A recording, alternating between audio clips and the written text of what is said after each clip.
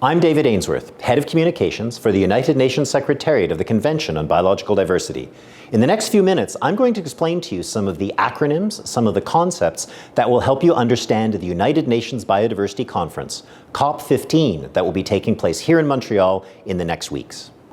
What is a COP? So a COP is a meeting of all the governments who belong to the Convention on Biological Diversity. Governments come together and agree on decisions that will affect the future of biodiversity and humans' relationship with it. What happens during a COP? During a COP, governments meet and negotiate important decisions, but at the same time, other actors, such as civil society, youth, women, businesses, Indigenous people and local communities, they also get engaged and provide important inputs to the ways we will save biodiversity in the years to come. What is the difference between COP15 and COP27? COP27 just took place in Egypt in Sharm el-Sheikh. It was the COP for the United Nations Framework Convention on Climate Change and dealt with issues of climate change. COP15, which takes place in Montreal in the month of December, is about biodiversity, and it's under the Convention on Biological Diversity. What is COP15 here in Montreal? COP15 is a meeting where parties to the Convention on Biological Diversity will meet and they'll make an important decision on a 10-year framework to advance, protect, sustainably use biodiversity of our planet. What is the difference between COP15 and COP14? COP14 took place in 2018 and it was held in Sharm el-Sheikh, Egypt. It was the 14th meeting of the Conference of the Parties. COP15 is the next meeting taking place in the month of December here in Montreal, Canada, and it follows on all the other decisions taken in Egypt. What is a COP MOP?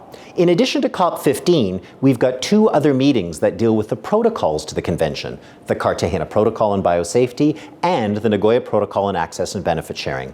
The meetings of governments that address those two special protocols are called COP MOPs, Conference of the Parties serving as the meeting of the parties to these protocols. What is biodiversity? Biodiversity is the variety of all forms of life on our planet. So we talk about it in terms of three different levels. Biodiversity are ecosystems. So the great boreal forests of Canada and Russia are an example of ecosystems.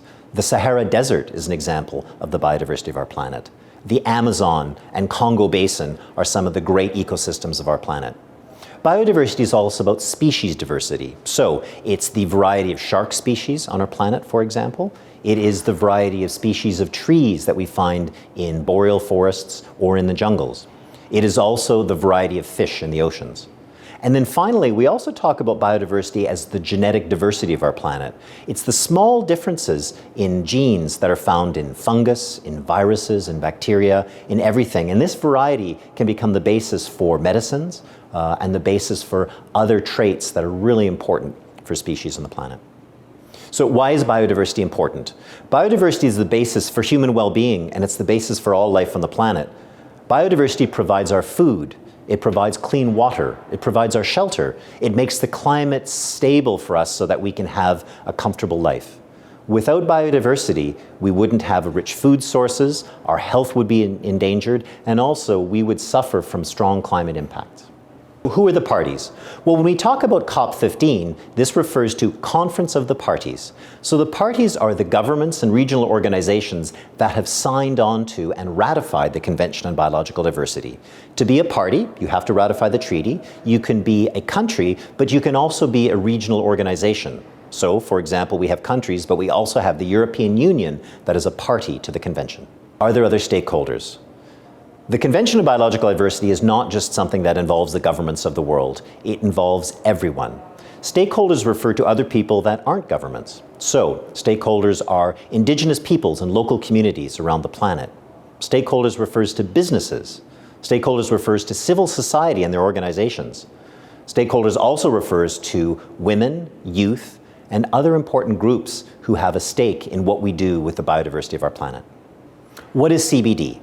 CBD refers to the Convention on Biological Diversity. It is one of the most widely subscribed environmental agreements in the world. The Convention on Biological Diversity was opened for signature at the Earth Summit in Rio de Janeiro in 1992.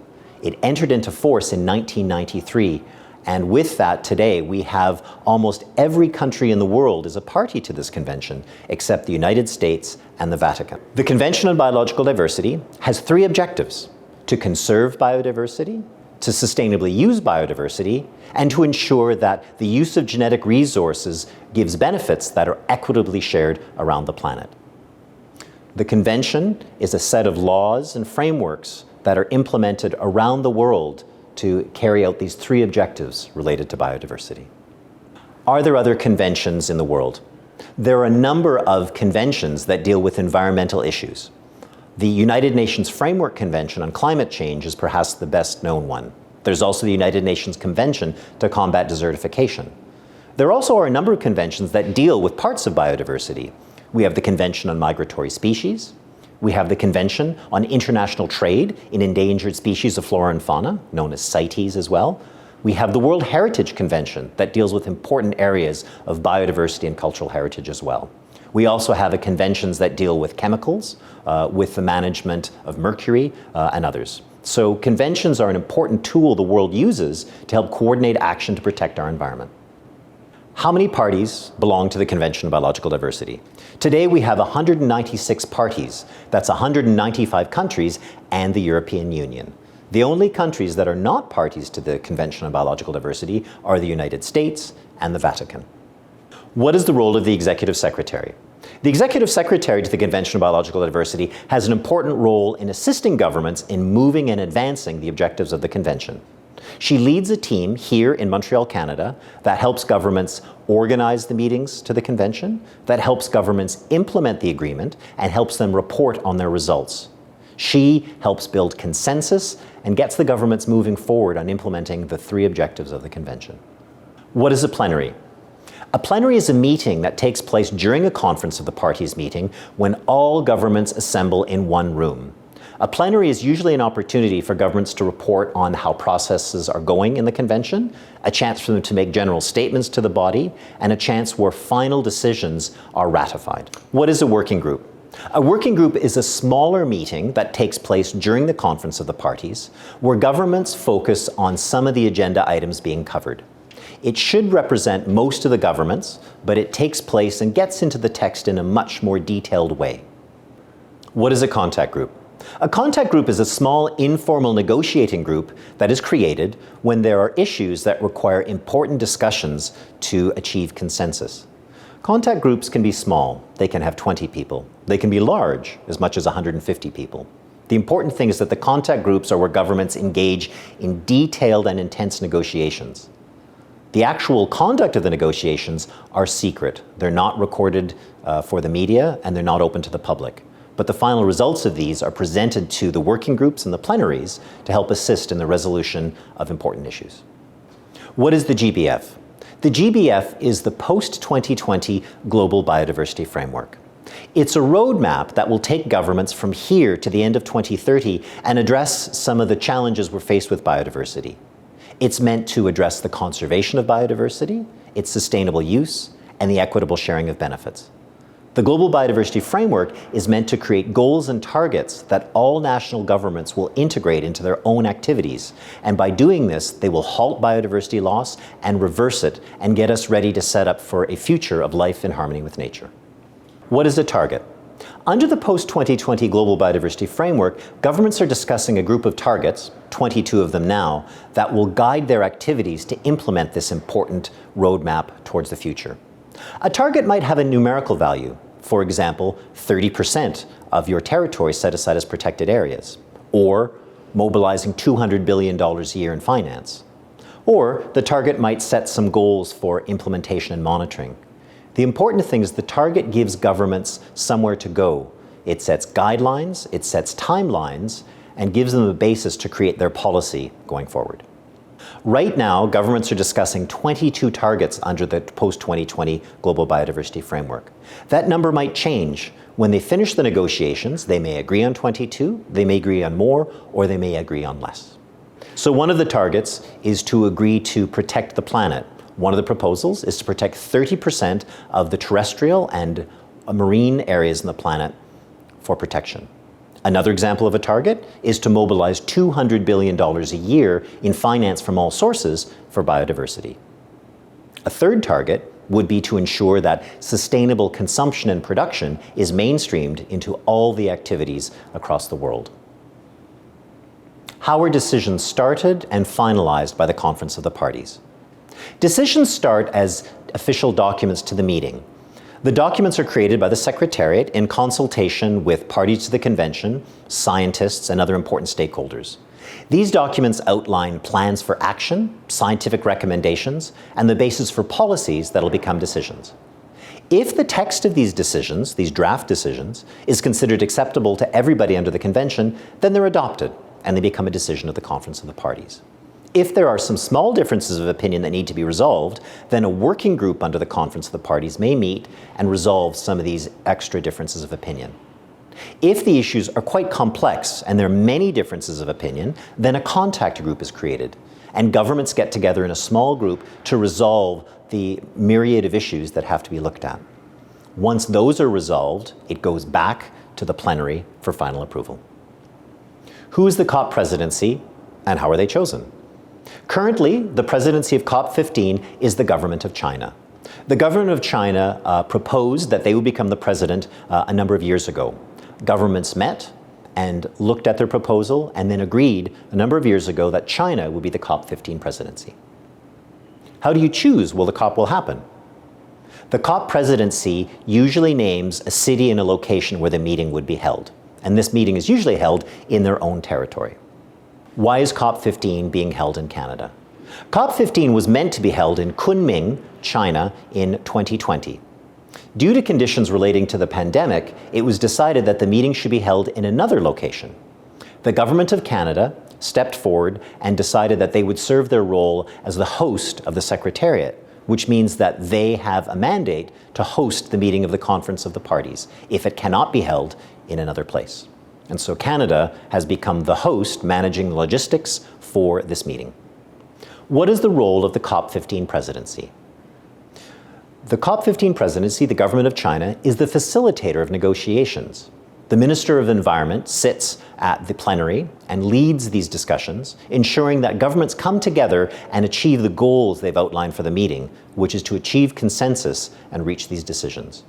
They organize meetings, they facilitate discussions between the regions and other stakeholders. What is the schedule for the UN Biodiversity Conference in the month of December? December the 1st marks the real beginning of the process, when the Palais des Congrès here in Montreal will be transferred to the authority of the United Nations. After that date, we will start with a meeting of the open-ended working group on the post-2020 Global Biodiversity Framework. That meeting will take place from the 3rd to the 5th of December, and delegates will engage specifically in discussions relating to the post-2020 Global Biodiversity Framework. That meeting closes, and then on the 6th of December, the United Nations Biodiversity Conference, or COP15, begins right away. There'll be a ceremonial opening on the 6th of December, counting on the participation of the Government of Canada, the Government of China, United Nations officials, and all stakeholders. After that ceremonial opening, we move to the negotiations. From 7th of December to 19th of December, governments will engage on a variety of decisions and issues, including the post-2020 Global Biodiversity Framework, and seek to come to consensus by the 19th of December. It's important to note that in the middle of this, from the 15th to the 17th of December, we'll have a high-level segment where ministers from around the world will come and will discuss issues relating to biodiversity and sustainable development, and will engage directly in the negotiations. What is the schedule for COP15 every day? Negotiations and other groups generally begin at 10 o'clock in the morning. Governments will meet in plenary or working groups and go from 10 a.m. till 1 p.m. If there's a contact group, they may be held at that time as well. There's a 2-hour break over the lunch hour, but that's not a time to relax. Delegates are attending side events, carrying out regional coordination meetings, and getting ready for the afternoon negotiations. Afternoon negotiations run from 3 p.m. till 6 p.m. And again, this will be in working groups or in contact groups. Again, there's a break, generally from 6 p.m. till 8 p.m., where delegates might have supper or may attend another of events that are taking place. And then there will be evening sessions, running from 8, sometimes till exceedingly late in the night, where delegates may meet in contact groups and attempt to resolve issues so they can pick up the negotiations the next day. What outcome do you expect from COP15? The outcome we expect is the adoption of an ambitious and transformative post-2020 Global Biodiversity Framework, A roadmap that will guide governments over the next 10 years to ensure that they conserve biodiversity, use it sustainably, and share the benefits with equity. It will have goals, it will have targets, and it will guide the national biodiversity strategies and action plans of all governments around the world. Perhaps most importantly, it will also govern the activities of other stakeholders: business, finance, cities, agriculture, forestry, everyone, youth and women, to make sure that they're part of this project to save biodiversity. After COP15, what happens? What's the future course of action? After COP15 finishes, in some ways, the real work begins. Governments will need to set into motion the processes and policies and actions that will implement the post-2020 Global Biodiversity Framework. They'll need to create national strategies and action plans. They'll need to mobilize resources. They'll need to make sure that all stakeholders in their country are working together to achieve the goals and targets of the post-2020 Global Biodiversity Framework. How do we know if the governments are achieving the objectives set out for COP15? The Global Biodiversity Framework that's under negotiation also includes an extensive set of tools for monitoring progress, tools for guiding implementation and setting plans. So once the framework is adopted, governments will then have before them an entire set of tools and monitoring instruments to make sure that their actions are achieving the targets and the goals of the framework. How can other stakeholders become involved in COP15? Stakeholders are very important for the implementation of the Convention on Biological Diversity. There are many stakeholder groups: Indigenous peoples and local communities, women and youth, civil society, business, finance, and all productive sectors. At COP15, all of these actors will be involved both in the negotiations and also involved in all the side events. In the negotiations, they will be providing advice and recommendations that governments may take on as they do their negotiations. In the side events, they will be demonstrating and exploring ways that they will become involved in this post-2020 Global Biodiversity Framework in the years to come. Their voices are exceedingly important, and they're given a very large space at this meeting. In fact, there are more stakeholders at the meeting than there are delegates from the parties to the convention. How can I understand all of these acronyms we have? It's true, there are a lot of acronyms. Come to our website and we'll explain to you what these terms mean. What are the important documents to look at, and where can I find them? The important documents for our conference include the official documents that outline what the governments are negotiating, the schedule of activities and events taking place during the conference, and important information on press conferences and other activities. You can find all of these on our website. Where will the media be working during this meeting? There's an international media center created on the second level of the Palais des Congrès. Accredited media can come to the center, use the workstations, attend press conferences held there, and find more information about upcoming events. Where does the media have access during COP15? The media has access to the public spaces of the conference center. Media can attend plenaries and working groups. Media can attend press conferences. Media can conduct interviews or take pictures in any of the public spaces at the conference. When will press conferences be held during the conference? You can expect press conferences to take place from 9 a.m. in the morning till as late as 7 or 8 p.m. at night. The schedule of press conferences is posted on our website. As registered media, you can attend the press conferences, ask questions, and record activities taking place. There will be a morning media briefing at 9:15 every morning where we will outline the activities coming up that day. Who may media speak with during the conference?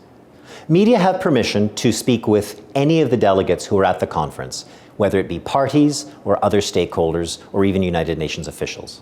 In some cases, you may need to seek their permission to be filmed, and that will require a formal request in some cases or an informal request. It's important to note that you can talk to these delegates in the public spaces, in the plenary, and the working groups, but you're not free to talk to these delegates while they're in a contact group or if they're in their own private meeting rooms. Where can the media conduct interviews during the conference? The media can conduct interviews in the public spaces. There will also be 2 stand-up interview areas where you can conduct interviews in an area with suitable branding for the conference. If you have a special request, please contact the media team and we'll facilitate the interviews you need.